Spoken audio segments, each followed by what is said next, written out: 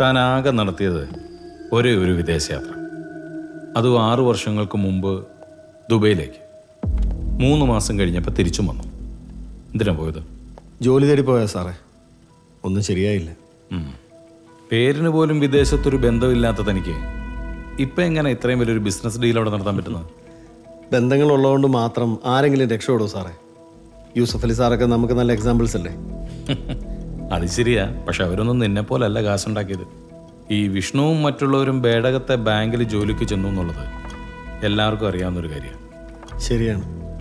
സാധാരണഗതിയിൽ തുടങ്ങിയ ബാങ്കിൽ പിന്നെ നടന്നൊന്നും അധികം ആർക്കും അറിയത്തില്ല സാറേ. സർ, യെസ് എൻ്റെ ഹോൾ ടിക്കറ്റ് വന്നില്ല. മോളെ, ഇത് ബാങ്കാണ്, കോളേജല്ല. ഹോൾ ടിക്കറ്റ് അതല്ല സർ, ഞാൻ ഈടിയ ഫീസ് അടിച്ച് അൻ്റെപ്പുറമുള്ള എല്ലാവർക്കും ഹോൾ ടിക്കറ്റ് വന്നിന്, അനക്ക് മാത്രം വന്നില്ല. യൂണിവേഴ്സിറ്റി വിളിച്ച് ചോദിച്ചപ്പോൾ കാശ് കിട്ടിയില്ല എന്നാ പറയുന്നത്. അതെന്തെങ്കിലും ടെക്നിക്കൽ ഇഷ്യൂ ആയിരിക്കും. ഞാനൊന്ന് ചെക്ക് ചെയ്യട്ടെ. മോള് പോയിട്ട് നാളെ വരുമോ? നാളെ ഞാൻ എൻ്റെ അച്ഛനെയും കൂട്ടിയിട്ട് വരാം. ലക്ഷ്മി, ഒന്ന് മാനേജർ അടുത്ത് സൂചിപ്പിച്ചേക്കെ. ശരി. മിനിമം 10 ലക്ഷം രൂപയെങ്കിലും ഡെപ്പോസിറ്റ് വേണമെന്നാണ് വിജയ് സാർ പറയുന്നത്. അതിന് ഇവിടെ ഇങ്ങനെ ഇരുന്നാൽ ഡിപ്പോസിറ്റ് വല്ലതും വരുമോ സാറേ? സാറേ, ഈ 10 ലക്ഷം രൂപ ഉണ്ടാക്കാൻ പറ്റുമെന്ന് എനിക്ക് തോന്നുന്നില്ല. എന്ന് വെച്ച് ടാർഗറ്റ് അച്ചീവ് ചെയ്യണ്ടേ? എല്ലാവരും ജോലി പോകുന്ന പ്രശ്നമാണ്. അതിന് നാട്ടുകാരെ കയ്യിലുള്ള കാശ് മുഴുവൻ ആ ബട്ടിന് പലിശ കൊടുക്കാനല്ലേ തികയുള്ളൂ. അതിൻ്റെ ഇടയ്ക്ക് ഡെപ്പോസിറ്റ് തന്നെ അങ്ങോട്ട് ചെന്നാൽ മതി. ഒരു 2 ലക്ഷം രൂപ കൂടി ഉണ്ടായിരുന്നെങ്കിൽ ഒരു 5 ലക്ഷം രൂപ ക്ലോസിംഗ് ബാലൻസ് കാണിക്കായിരുന്നു. വിജയ് സാറിൻ്റെ അടുത്ത് എന്തെങ്കിലും പറഞ്ഞ് പിടിച്ചിരിക്കാം. ഈ 2 ലക്ഷം രൂപ ഇപ്പൊ എവിടെ നിന്ന് ഉണ്ടാക്കും? ആ ബട്ടിനോട് തന്നെ ചോദിക്കാം, ഡിപ്പോസിറ്റ് മതി. ആ ചെന്നാ മതി. ബട്ടിപ്പ് എടുത്താണ് തരും. സാറേ, ഈ കൊള്ളപ്പലിശക്കാരനൊന്നും ബാങ്കിൽ കാശിടുമെന്ന് എനിക്ക് തോന്നുന്നില്ല. കിട്ടിയേ പറ്റൂ. ഒരു 2 ലക്ഷം രൂപയെങ്കിലും ഇല്ലെങ്കിൽ എല്ലാവരും ജോലിയുടെ കാര്യമൊന്നും മറന്നേ കേട്ടോ. അങ്ങനെയൊന്നും പറയല്ലേ സാറേ. അയാളെ കാല് വേണമെങ്കിൽ പിടിക്കാം. പഴയ പണിക്കൊന്നും പോകാൻ വയ്യ. പഴയ പണി തന്നെയായിരുന്നു നല്ലത്. ഇതിപ്പോൾ ചായയും കാപ്പിയും മേടിച്ചു അടുത്ത്. ചാക്കോ,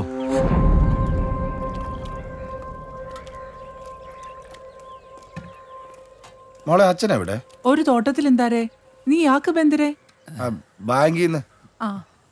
നീർ കൊടുമ. തോട്ടത്തിലാണ്. ഓഹോ.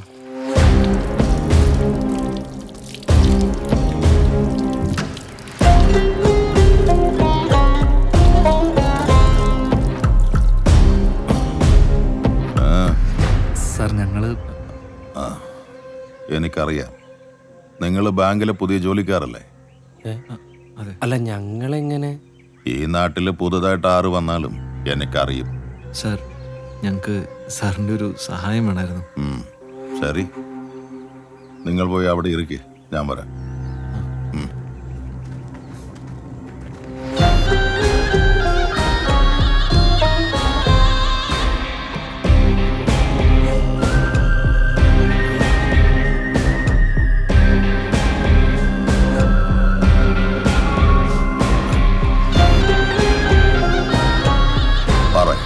എന്ത് സഹായം? സാർ, നമ്മുടെ ബാങ്കിലേക്ക് ഒരു ഫിക്സ്ഡ് ഡെപ്പോസിറ്റിൻ്റെ കാര്യം സംസാരിക്കാനായിരുന്നു. 11% വരെ റിട്ടേൺസ് കിട്ടുന്ന ഒരു പ്ലാൻ ഉണ്ട് സാർ. സാർ, ഒരു ചെറിയ ഡെപ്പോസിറ്റ് ഇടണം. ഞാൻ ബാങ്കിൽ ഡെപ്പോസിറ്റ് ഇട്ട എനിക്ക് എത്ര കിട്ടും? ഒരു ചെറിയ ലാഭം. അതേ കാശ് എൻ്റെ കയ്യിലിരുന്ന 1 വർഷം ഞാൻ 4 മടങ്ങ് അധികമാ സമ്പാദിക്കും. സാർ, ഒന്നുകൂടെ ഒന്ന് ആലോചിച്ചൂടെ? ഞങ്ങൾ എല്ലാവരുടെയും ജോലിയുടെ പ്രശ്നമാണ്. പറ്റില്ല എന്ന് പറഞ്ഞല്ലേ, ഇറങ്ങിക്കോ എല്ലാരും.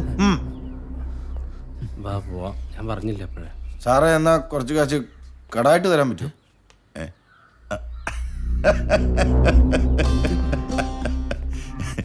സാധാരണയായി ഞാൻ ഈ നാട്ടുകാർക്ക് കടം കൊടുക്കാം.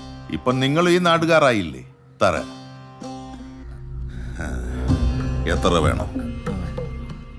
ഒരു 5 ലക്ഷം.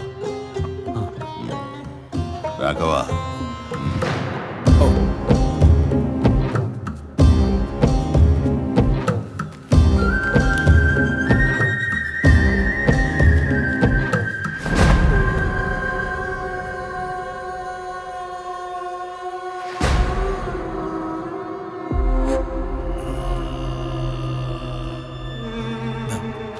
ഏയ്, അത് കുഴിയെടുത്ത് മൂടറാ.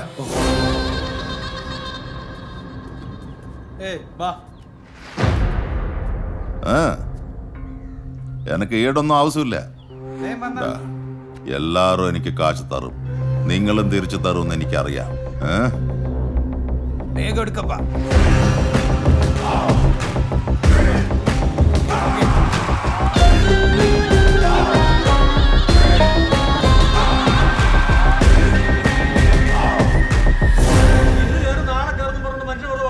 ബഹളം ഉണ്ടാക്കില്ലേ സാർ? Other bank transaction ആയതുകൊണ്ടായിരിക്കും.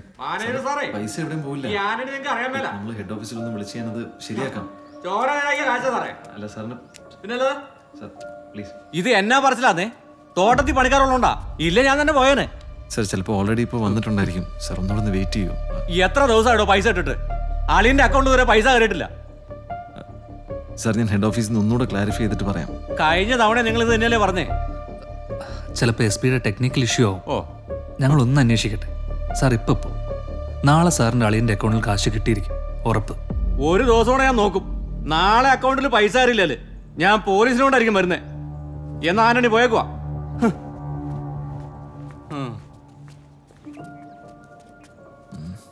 എന്നാച്ച്? ഏയ് ഇല്ല, കുഴപ്പമൊന്നുമില്ല. നീ ഭക്ഷണം എടുത്ത് വയ്ക്കുക, ചെന്നൈ കൊണ്ടു.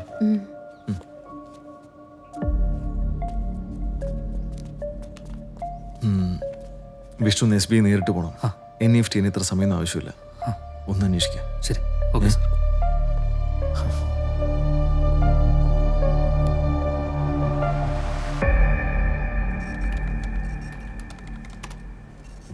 ഈ അക്കൗണ്ടിലേക്ക് പൈസ ഒന്നും വന്നിട്ടില്ലല്ലോ.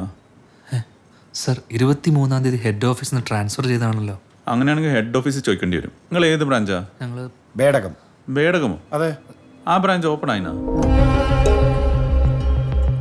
അല്ല, തുടങ്ങി 2 ആഴ്ചയായി. എന്തായാലും അങ്ങനെ ഒരു പൈസ ഇവിടെ വന്നിട്ടില്ല. നമസ്കാരമുണ്ട്. പ്രസിഡന്റ്, ഞാൻ വീട്ടിൽ വന്നിരുന്നു. അവൾ പറഞ്ഞു ഡെപ്പോസിറ്റിന്റെ കാര്യത്തിനല്ലേ? അതെ അതെ. അതുകൊണ്ടാണ് വന്നത്. ഭാസ്കര, വരൂ വരൂ. നമസ്കാരം. വലൈക്കും അസ്സലാം. അതെ മാനേരെ, ഇത് എന്റെ പൈസ അല്ലപ്പാ. ടൗണിലെ ബാങ്കിലുണ്ടായത് എൻഡോസൾഫാൻ ചികിത്സാ ഫണ്ട്. നമ്മുടെ നാട്ടിലൊരു ബാങ്ക് ഉണ്ടാവുമ്പോ ആ പൈസയൊക്കെ ഈടെ കിടക്കട്ടെ എന്ന് നാട്ടാരെല്ലാരും കൂടെ തീരുമാനിച്ചു. അതെല്ലാം നന്നായി സാറേ, നന്നായി. റീമേ, അക്കൗണ്ട് ഓപ്പണിംഗ് ഫോമും ക്യാഷ് ഡെപ്പോസിറ്റ് സ്ലിപ്പും. ഓക്കെ.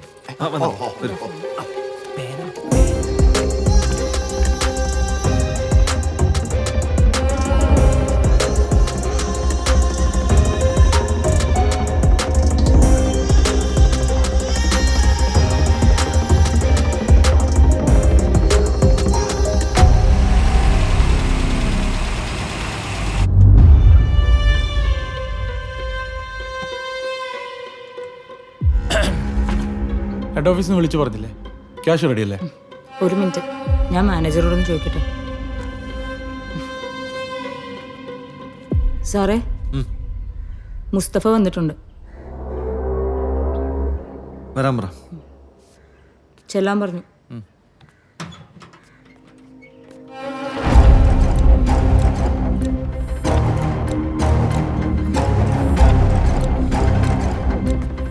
സാറേ, ഞാൻ കുറെ വിളിച്ചു നോക്കി, ബാങ്കിൽ ആരും ഫോൺ എടുക്കുന്നില്ല. ആ മുസ്തഫ കാശെടുക്കാൻ ബാങ്കിൽ എത്തുന്നതിന് മുന്നേ നമുക്ക് അവിടെ എത്തിയേ പറ്റൂ. എങ്ങനെയെങ്കിലും അത് തടയണം. വേഗം വാ. ഒരു 10 ലക്ഷം രൂപ ഞാൻ ഇപ്പം തരാം. വിജയ് സാർ വിളിച്ച് പറഞ്ഞല്ലേ 2 ദിവസം കഴിഞ്ഞ് മൊത്തം പൈസ തിരിച്ചു തരാന്നാ പറയുന്നത്. അവിടെ എന്തോ ഷോർട്ടേജ് ഉണ്ട് എന്ന് പറഞ്ഞാൽ എങ്ങനെ? ഇവിടെ ഒരു ഗോൾഡ് ലോൺ വന്നാൽ കൊടുക്കാൻ പൈസയില്ല. പെറ്റി ക്യാഷ് പോലും കാലിയാണ്. ഒരു 1 ലക്ഷം ഹോൾഡ് ചെയ്യുവാണ്. ബാക്കി വിജയ് സാറിനോട് വിളിച്ച് പറഞ്ഞേക്കാം.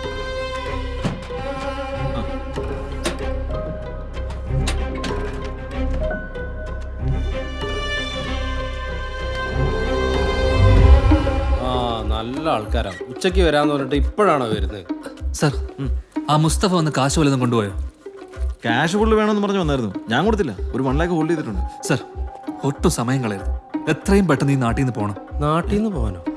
എന്ത് നോൺസെൻസാ വിഷ്ണു? സാർ, എത്ര നേരമായിട്ട് ഫോൺ ചെയ്യുന്നത്? നിങ്ങൾ ഫോൺ എടുക്കാത്തത്? ഇവിടെ ഫോണൊന്നും വന്നിട്ടില്ല. നിങ്ങൾ ടെൻഷൻ അടിപ്പിയ കാര്യം പറ. സാർ, ആന്റണിയുടെ ഇഷ്യൂ അറിയാൻ ഞങ്ങൾ SB വരെ പോയി. അവരുടെ അറിവിൽ ഇങ്ങനെ ഒരു ബ്രാഞ്ച് ഇല്ല. അതിപ്പോ എല്ലാവർക്കും അറിയണമെന്നില്ലല്ലോ. ഇതൊരു പുതിയ ബ്രാഞ്ച് അല്ലേ? സർ, ഉടുപ്പി ഗ്രാമീൺ ബാങ്കിന്റെ വെബ്സൈറ്റ് ഞാൻ ചെക്ക് ചെയ്തു. സർ, അവരുടെ വരാൻ പോകുന്ന എല്ലാ ബ്രാഞ്ചിന്റെ ഡീറ്റെയിൽസ് അവർ അപ്ഡേറ്റ് ചെയ്തിട്ടുണ്ട്. നമ്മുടെ മാത്രം ഇല്ല. ശേ, അതാ വെബ്സൈറ്റ് അപ്ഡേറ്റ് ചെയ്യാൻ സമയം എടുക്കുന്നതായിരിക്കും. സർ, ആ സംശയം കൊണ്ട് ഞങ്ങൾ മംഗലാപുരം ഹെഡ് ഓഫീസിൽ പോയി വിജയ് സാറിനെ കാണാം. എന്നിട്ട് സർ അങ്ങനെ ഒരു എംപ്ലോയി അവർക്കില്ല. എന്താ വിഷ്ണു ഈ പറയുന്നത്? ഛേ, അങ്ങനെ ഒരു വഴിയില്ല. നിങ്ങൾക്ക് അബദ്ധം പറ്റിയതാ. സർ ഇവിടെ നിന്ന് പോസ്റ്റിംഗ്, ഈ ബ്രാഞ്ച്, സർ ഇതൊന്നും ഉടുപ്പി ഗ്രാമീൺ ബാങ്ക് നേരിട്ട് ചെയ്തിട്ടില്ല.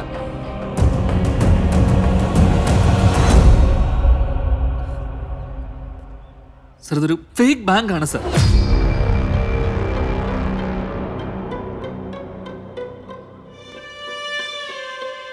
വാട്ട്?